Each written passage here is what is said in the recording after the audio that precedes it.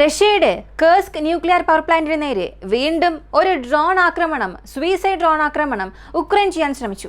ഈ ആണവ നിലയത്തിൽ നിന്നും വെറും 3 കിലോമീറ്റർ ദൂരത്തിൽ വെച്ച് ഉക്രൈന്റെ ഈ ഒരു സൂയിസൈഡ് ഡ്രോണിന് റഷ്യ വെടിവെച്ച് വീഴ്ത്തി. ഇതിനെ വെടിവെച്ച് വീഴ്ത്താതിരുന്നുവെങ്കിൽ തീർച്ചയായും അതൊരു വലിയ ആണവ ദുരന്തത്തിന് വഴിയൊരുക്കുമായിരുന്നു. ഇനി ഒരു ആണവ ദുരന്തത്തിന് സാധ്യതയുള്ള നാശം അവിടെ ഉണ്ടാക്കിയില്ലെങ്കിലും ഫിസിക്കൽ സ്ട്രക്ചേഴ്സിൽ ആ ന്യൂക്ലിയർ പവർ പ്ലാന്റിന്റെ ഏതെങ്കിലും ഒരു എനർജി ഗ്രിഡിൽ ഈ ഡ്രോൺ വന്ന് പതിച്ചിരുന്നെങ്കിൽ തീർച്ചയായും ഗുരുതരമായ പ്രത്യാഘാതങ്ങൾ ഈ ഒരു യുദ്ധത്തിന് മാത്രമല്ല ആ ന്യൂക്ലിയർ പവർ പ്ലാന്റിനും ഉക്രൈൻ കാരണം ഉണ്ടാകുമായിരുന്നു. ഇപ്പോൾ നടന്ന ഈ ഒരു പ്രശ്നം, ഉക്രൈൻ നടത്താൻ ശ്രമിച്ച ഈ ഒരു ഡ്രോൺ ആക്രമണം ഈ രണ്ട് നാടുകൾക്കും ഇടയിലുള്ള അണു ആയുധ സംഘർഷം വീണ്ടും കൂടുതലാക്കിയിട്ടുണ്ട്. ഈ ഒരു സംഭവം എങ്ങനെ നടന്നു? ഏത് ഡ്രോണാണ് ഇതിനായി ഉക്രൈൻ ഉപയോഗിച്ചത്? എലോൺ മസ്കിന്റെ സ്റ്റാർലിങ്കിനും ഇതിനും പ്രധാന പങ്കുണ്ടെന്ന് പറയുന്നു. ഇവയെല്ലാം ഈ വീഡിയോയിലൂടെ വ്യക്തമായി അറിയാം.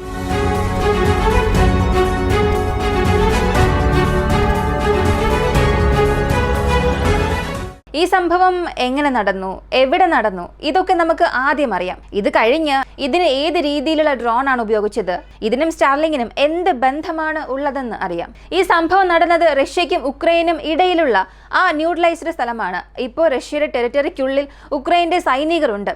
ഏകദേശം 60 കിലോമീറ്റർ വരെയും ഇവർ ക്യാപ്ചർ ചെയ്തിട്ടുണ്ട് എന്ന് ഒരുപാട് സോഴ്സസ് പറയുന്നു. ഉക്രൈൻ ട്രൂപ്പ് മൂവ്മെന്റ്സ് അല്ലെങ്കിൽ അവിടെ ഒഫൻസീവ്, ഉക്രൈൻ അവിടെ നിന്ന് മുന്നേറുന്ന വേഗത തടഞ്ഞാലും മുഴുവനായും ഉക്രൈനെ പുറത്താക്കാൻ റഷ്യക്ക് സാധിച്ചില്ല.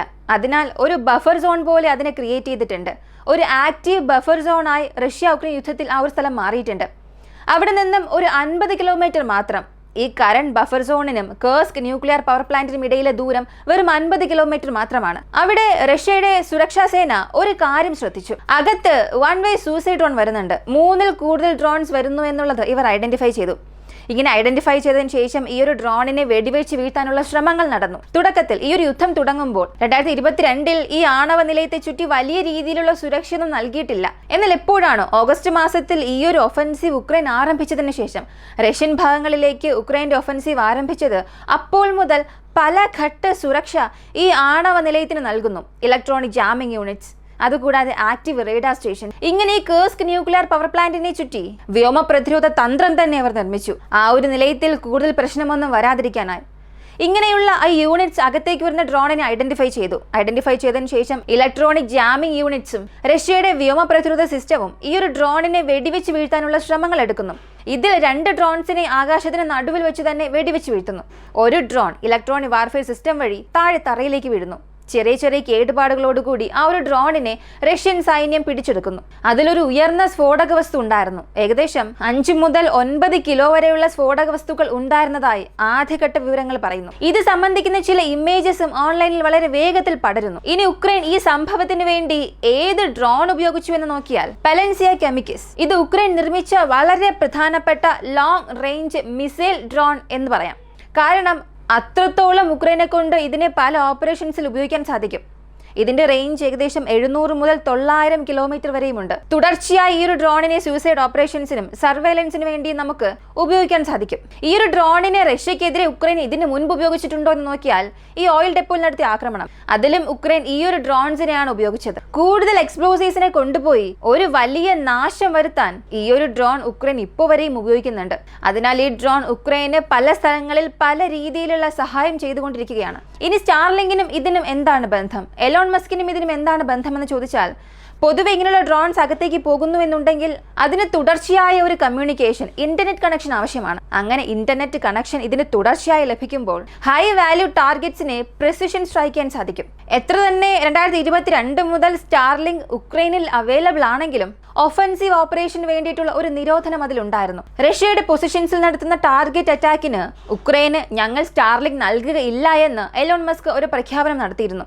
സെപ്റ്റംബർ 2022-ൽ ക്രീമിയയ്ക്ക് മുകളിൽ ഒരു വലിയ ആക്രമണം ചെയ്യാൻ ഉക്രൈന്റെ സീ ഡ്രോൺസ് പോകുന്നു. സർഫസ് ഡ്രോൺസും സീ ഡ്രോൺസും ഒരു മേജർ അറ്റാക്ക് ചെയ്യാനായി പോകുന്നു. പെട്ടെന്ന് ആ സ്ഥലത്ത് ഇന്റർനെറ്റ് കമ്മ്യൂണിക്കേഷൻ കട്ടാകുന്നു. സ്റ്റാർലിങ്കിന്റെ ആ ഒരു ബന്ധം വിച്ഛേദിക്കുന്നു. റഷ്യയുടെ കൺട്രോളിലായിരിക്കുന്ന ക്രീമിയൻ ഭാഗത്ത് ക്രീമിയയുടെ ബ്ലാക്ക് സീ ഫ്ലീറ്റിൽ ഒരു വലിയ ആക്രമണം ഉക്രൈൻ നടത്തേണ്ടതായിരുന്നു. എന്നാൽ ഈ ഒരു ഇന്റർനെറ്റ് കണക്ഷൻ കട്ടായത് വഴി ഉക്രൈനെ കൊണ്ട് അത് ചെയ്യാൻ സാധിച്ചില്ല. പിന്നീടാണ് അവർക്കൊരു കാര്യം മനസ്സിലായത്. ഒഫൻസീവ് ഓപ്പറേഷന് വേണ്ടിയിട്ടുള്ള ഉക്രൈൻ ഒരു റിക്വസ്റ്റ് നൽകിയാലും എലോൺ മസ്ക് അത് അംഗീകരിച്ചില്ല. കാരണം ഇതൊരു വലിയ യുദ്ധമായി മാറും, പിന്നീട് ഇതിനെ ചൊല്ലി പല പ്രശ്നങ്ങൾ വരും എന്നായിരുന്നു അദ്ദേഹം ഒരു കാരണം പറഞ്ഞത്. ഇപ്പൊ സ്റ്റാർലിങ്കിന്റെ ആവശ്യകത എന്നത് ഉക്രൈന്റെ UAVക്കും ഉക്രൈന്റെ ഒഫൻസീവിനും എത്രമാത്രം വിലപ്പെട്ടതാണെന്ന് ഈ ഒരു സംഭവത്തിലൂടെ തന്നെ നമുക്ക് മനസ്സിലാക്കാം. ശരി, ഇപ്പോൾ സ്റ്റാർലിങ്ക് വരുന്നത് കൊണ്ട് ഈ ഡ്രോണിന് എന്ത് മാറ്റം വരുത്താൻ സാധിക്കും? അല്ലെങ്കിൽ സ്റ്റാർലിങ്ക് ഉപയോഗിച്ചാലും അത് റഷ്യക്ക് ഏത് രീതിയിൽ പ്രശ്നമുണ്ടാക്കും? ഇതിനെ പ്രതിരോധിക്കാൻ റഷ്യക്ക് മറ്റെന്തെങ്കിലും വഴികളുണ്ടോ എന്ന് നോക്കിയാൽ, ഇപ്പോൾ നമ്മൾ സാധാരണ ഉപയോഗിക്കുന്ന ഡ്രോൺസ് അത് വൈഫൈ കണക്ഷൻസ് ഉപയോഗിക്കുമ്പോൾ 100 മുതൽ 400 കിലോമീറ്റർ വരെയും അതിന്റെ റേഞ്ച് ഉണ്ടാകും. നമ്മൾ ഉപയോഗിക്കുന്ന ആ ഡ്രോണിനനുസരിച്ച്, അതിന്റെ മോഡൽ അനുസരിച്ച്, അതിന്റെ പെർഫോമൻസ് അനുസരിച്ച്. എന്നാൽ ഈ സൈനിക ഡ്രോൺസിൽ കണ്ടിന്യൂസ് ആയി ചില മോഡൽസ് ഫിക്സ് ചെയ്ത് ചില സമയങ്ങളിൽ സിം നെറ്റ്വർക്ക് വഴി ലഭിക്കുന്ന ഇന്റർനെറ്റ് കണക്ഷൻസും യൂസ് ചെയ്യും. ചിലർ സ്റ്റാർലിങ്ക് വഴി ലഭിക്കുന്ന അൺഇന്ററപ്റ്റഡ് ഡേറ്റ ഉപയോഗിക്കും.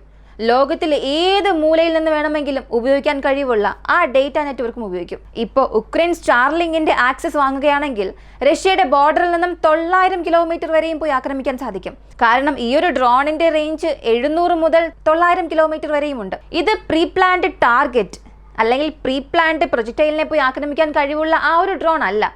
ഇത് റിമോട്ട്ലി കൺട്രോൾഡ് ആണ്. അതായത് ഒരു വ്യക്തി അതിനെ കൺട്രോൾ ചെയ്യണം. അതിന്റെ ഹൈറ്റ് കൂട്ടുകയും കുറയ്ക്കുകയും ചെയ്യാനുള്ള ഒരു കൺട്രോളറോട് ഉണ്ടാകണം. ഇനി ഈ ഡ്രോണിന് സ്റ്റാർലിങ്ക് കണക്ഷൻ നൽകുകയാണെങ്കിൽ വീണ്ടും ഒരുപാട് നേട്ടങ്ങൾ അതിലുണ്ടാകും.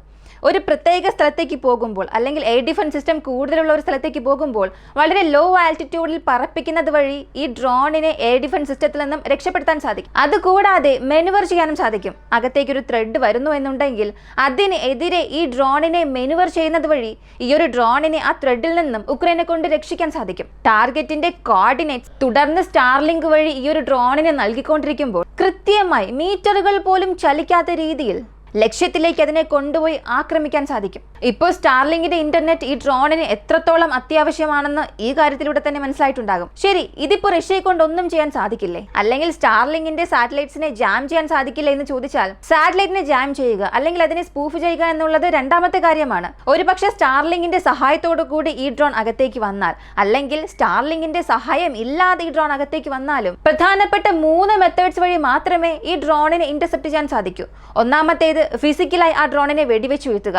അതല്ല എന്നുണ്ടെങ്കിൽ നെറ്റ്സ് വഴി, വല വഴി ക്യാപ്ചർ ചെയ്ത് താഴേക്ക് ലാൻഡ് ചെയ്യാൻ ശ്രമിക്കുക. അതല്ലെങ്കിൽ മൂന്നാമത്തെ ഒരു കാര്യം ഇലക്ട്രോണിക് ജാമിംഗ് ഉപയോഗിക്കുക. കൈ പോലും തൊടാതെ ആ ഡ്രോണിനുള്ളിലെ ഇലക്ട്രോണിക് ഡിവൈസസിനെ പ്രവർത്തനരഹിതമാക്കുക, അല്ലെങ്കിൽ ആ ഡ്രോണിനെ ഹാക്ക് ചെയ്ത് താഴേക്ക് വരുത്തുക. ഇതിൽ ആദ്യം പറഞ്ഞ 2 കാര്യം ഈ ഡ്രോണിന്റെ സൈസ് വലുതാകും തോറും ചെയ്യാൻ കുറച്ച് പ്രയാസമായിരിക്കും. അതായത് ഈ നെറ്റൊക്കെ വെച്ച് അതിനെ ക്യാപ്ചർ ചെയ്യുക, ഇതൊക്കെ വളരെ പ്രയാസമായിരിക്കും ഡ്രോണിന്റെ വലിപ്പം കൂടുന്തോറും. അതുപോലെ ഡ്രോണിന്റെ സൈസ് വലുതായാൽ എയർ ഡിഫൻസ് സിസ്റ്റം ഉപയോഗിച്ച് നമുക്കതിനെ വെടിവെച്ച് വീഴ്ത്താൻ സാധിക്കും. പക്ഷേ ചെറിയ ഡ്രോൺ ആണ്, ഒരു മീഡിയം ഡ്രോൺ ആണെങ്കിൽ ഈ എയർ ഡിഫൻസ് സിസ്റ്റത്തെ കൊണ്ട് വെടിവെച്ച് വീഴ്ത്താൻ സാധിക്കും. പക്ഷേ അവിടെ കോസ്റ്റിൽ ഒരു വലിയ വ്യത്യാസം ഉണ്ടാകും. ആ എയർ ഡിഫൻസ് സിസ്റ്റത്തിന്റെ കോസ്റ്റിന് എതിരെ ഈ ഡ്രോണിന്റെ കോസ്റ്റ് എന്നത് ഒരു 100ൽ 10% പോലും കാണില്ല. അത് എയർ ഡിഫൻസ് സിസ്റ്റത്തിന് തന്നെ വലിയ നഷ്ടമായി മാറും. എന്നാൽ ഉക്രൈന്റെ ഈ ഒരു ഡ്രോണിനെ സംബന്ധിച്ച് ഇതൊരു മീഡിയം സൈസ് ഡ്രോൺ ആണ്. 1.8 മീറ്റേഴ്സ് വരെയും ഈ ഒരു ഡ്രോണിന്റെ നീളമുണ്ട്. ഈ സമയത്ത് റഷ്യക്കുള്ള ഒരു വഴി ഇലക്ട്രോണിക് ജാമിംഗ് വഴി ഈ ഒരു ഡ്രോണിനെ താഴെ ഡൗൺ ചെയ്യുന്നതാണ്. അത് തന്നെയാണ് റഷ്യ ചെയ്തത്. ആദ്യം RF ഫ്രീക്വൻസി ഉപയോഗിച്ച് ഈ ഡ്രോണിനെ കുഴപ്പത്തിലാക്കും. ഇനി ഈ ഡ്രോൺ ഗ്രൗണ്ട് സ്റ്റേഷനുമായി കമ്മ്യൂണിക്കേറ്റ് ചെയ്യുമ്പോൾ താഴെയുള്ള ഇലക്ട്രോണിക് വാർഫെയർ സ്യൂട്ട് ഉപയോഗിച്ച് ഇതിൽ നിന്നും അധിക ഫ്രീക്വൻസി ഉള്ള വേവ്സ് ഈ ഡ്രോണിനെ നോക്കി അയക്കുന്നു. അങ്ങനെ അതിന്റെ കമ്മ്യൂണിക്കേഷൻസിനെ തകരാറിലാക്കുന്നു. അങ്ങനെ സംഭവിക്കുമ്പോൾ ഒന്നുകിൽ ആ ഡ്രോൺ അങ്ങനെ താഴേക്ക് വെർട്ടിക്കലായി താഴെ ലാൻഡ് ആകും, അതല്ലെങ്കിൽ അവിടെ നിന്ന് അതിന്റെ കൺട്രോൾ നഷ്ടപ്പെട്ട് താഴെ വീണ് പൊട്ടിത്തെറിക്കും. അതുമല്ലെങ്കിൽ അതിന്റെ ദിശ മുഴുവനായും മാറ്റി യാതൊരു ബന്ധവുമില്ലാതെ അങ്ങോട്ടും ഇങ്ങോട്ടും കറങ്ങി നടക്കും. അതിന്റെ നിയന്ത്രണം തന്നെ നഷ്ടപ്പെടും. ഒരു ഘട്ടത്തിൽ താഴെ വീഴുകയും ചെയ്യും. ഇതാണ് RF ഫ്രീക്വൻസി ഉപയോഗിക്കുമ്പോൾ നടക്കുന്ന സംഭവങ്ങൾ. അടുത്തത് GPS സ്പൂഫിംഗ് ആണ്. ഇതിനെ സംബന്ധിച്ച് GPS-നെ ഡിനൈ ചെയ്യുക. അകത്തേക്ക് വരുന്ന ഡ്രോണിന് GPS സിഗ്നൽ ഇൻപുട്ടായി ലഭിച്ചാൽ മാത്രമേ ഇവിടെ നമ്മുടെ ടാർഗറ്റ് ഉണ്ട്, ഇവിടെയാണ് നമ്മൾ ആക്രമിക്കേണ്ടത് എന്നുള്ളൊരു ആക്യുറസി ഇതിന് ലഭിക്കുകയുള്ളൂ. അതിനെ ചുറ്റി GPS-നെ ഡിനൈ ചെയ്ത് അതിന്റെ ഫ്രീക്വൻസി കണ്ടുപിടിച്ച് അതിന്റെ കൺട്രോളറിൽ നിന്നും അതിന്റെ കൺട്രോൾ തിരികെ എടുക്കുന്നു. ഇതുവഴി ഒന്നുകിൽ അതിന്റെ ടാർഗറ്റ് അതിന് മിസ്സാവുകയും മറ്റൊരു സ്ഥലത്തേക്ക് പോയി തകരുകയും ചെയ്യും, അല്ലെങ്കിൽ അതിന്റെ ടാർഗറ്റും കഴിഞ്ഞത് പറന്നു പോവുകയും അതിന്റെ ഫ്ലൈറ്റ് ടൈം അവസാനിക്കുന്നത് വരെ അത് പറന്നുകൊണ്ടിരിക്കും. ഫ്ലൈറ്റ് ടൈം അവസാനിച്ചതിന് ശേഷം താഴെ വീണ് പൊട്ടിത്തെറിക്കും. ഇത് രണ്ടാമത്തെ കാര്യം. മൂന്നാമത്തേത് HPM എന്ന് പറയുന്ന ഹൈ പവർ മൈക്രോവേവ് ഡിവൈസസ്. വളരെ ഹൈ ഫ്രീക്വൻസി, ഹൈ എനർജിയുള്ള വൈദ്യുത കാന്തിക തരംഗങ്ങൾ ഈ ഒരു ഡിവൈസിലേക്ക് അയക്കുന്നത് വഴി ഇതിന്റെ ഓൺ ബോർഡ് ഇലക്ട്രോണിക് ഡിവൈസസിനെ മാൽഫങ്ഷൻ ചെയ്യാൻ സാധിക്കും, അല്ലെങ്കിൽ അതിന്റെ പ്രധാനപ്പെട്ട സെമി കണ്ടക്ടേഴ്സിനെയും ICസിനെയും പ്രവർത്തനരഹിതമാക്കാൻ സാധിക്കും. ഇതാണ് ഇലക്ട്രോണിക് വാർഫെയർ സിസ്റ്റം വഴി ചെയ്യാൻ കഴിയുന്ന ഓപ്പറേഷൻസ്. ഇപ്പോൾ ഇതുപോലൊരു മെത്തേഡാണ് റഷ്യ കൂടുതലായി ഉപയോഗിക്കുന്നത്. RF ഫ്രീക്വൻസി വേവ്സിനെ ഈ ഡ്രോണിനെ നോക്കി അയക്കുകയും അതിനെ താഴെ ഗ്രൗണ്ട് ചെയ്യുകയും ചെയ്യും. ഇതുകൂടാതെ ഈ ഡ്രോണിനെ ഹാക്ക് ചെയ്യുന്ന പല മെക്കാനിസം ഉണ്ട്.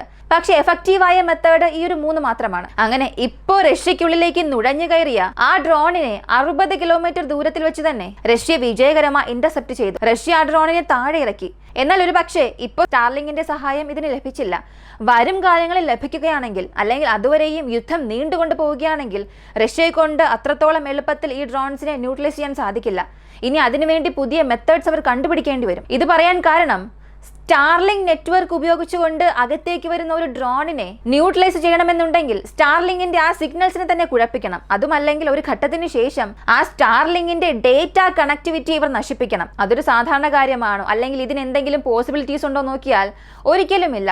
സ്റ്റാർലിങ്കിനെ സംബന്ധിച്ച് ഒരു ഡീസെൻട്രലൈസ്ഡ് ഡേറ്റ നെറ്റ്വർക്കിംഗ് ആണ്. ഇവയെല്ലാം ലോ എർത്ത് ഓർബിറ്റ് സാറ്റലൈറ്റ്സ് ആയതുകൊണ്ട് ഒരു നിശ്ചിത ഉയരത്തിൽ അധിക വേഗത്തിൽ പറക്കുന്നത് കൊണ്ട് ഈ സാറ്റലൈറ്റ്സിനെ അത്ര എളുപ്പത്തിൽ ആരെക്കൊണ്ടും ഹാക്ക് ചെയ്യാൻ സാധിക്കില്ല. കൂടാതെ അതിന്റെ ഡേറ്റ ലംഘിക്കാനും സാധിക്കില്ല. അങ്ങനെ സാറ്റലൈറ്റ്സിന്റെ ആശയവിനിമയത്തെ തടസ്സപ്പെടുത്തുന്ന ആ ഒരു ഭാഗത്തേക്ക് പോകുന്നതിന് പകരം ഈ ഫ്രീക്വൻസി ഹാക്ക് ചെയ്യാനുള്ള എന്തെങ്കിലും മെക്കാനിസം ഉപയോഗിച്ചാണ് റഷ്യ ഇപ്പോഴും ഈ ഡ്രോണുകളെ വേട്ടയാടുന്നത്. അതിനാൽ ഇപ്പോഴത്തേക്ക് റഷ്യ ഈ ഫ്രീക്വൻസീസ് കൂടാതെ ഇലക്ട്രോണിക് വാർഫെയർ സ്യൂട്ട്സ് ഉപയോഗിച്ച് ഈ ഡ്രോൺസിനെ തൽക്കാലത്തേക്ക് ഡ്രൗൺ ചെയ്തുകൊണ്ടിരിക്കുന്നു.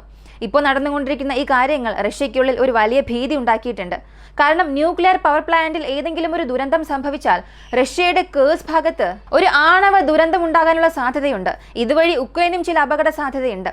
ഇക്കാര്യം ലോകം മുഴുവനും ഐഎയുടെ ശ്രദ്ധയിലേക്ക് വീണ്ടും റഷ്യ കൊണ്ടുപോയിരിക്കുകയാണ്. കാരണം അകത്തേക്ക് വന്ന 3 സൂയിസൈഡ് ഡ്രോൺസിൽ 2 വെടിവെച്ച് വീഴ്ത്തിയത് മാത്രമല്ല, അവിടെ നിന്ന് അവർ ആ തെളിവും ശേഖരിച്ചിട്ടുണ്ട്. ഒരു ഇന്റാക്ട് ആയ ഡ്രോൺ കൂടാതെ എക്സ്പ്ലോസീവ്സും ലഭിച്ചിട്ടുണ്ട്. ഒരുപക്ഷെ വരാൻ പോകുന്ന കാലങ്ങളിൽ ഈ ഡ്രോൺ ആക്രമണ സംഭവം അടുത്ത് റഷ്യ ചെയ്യാൻ പോകുന്ന ഒരു മേജർ ഒഫൻസീവിന് കാരണമായാലും അതിൽ അത്ഭുതപ്പെടാനില്ല. ഈ ഒരു വീഡിയോയെക്കുറിച്ചുള്ള നിങ്ങളുടെ അഭിപ്രായം കമന്റിൽ പറയുക.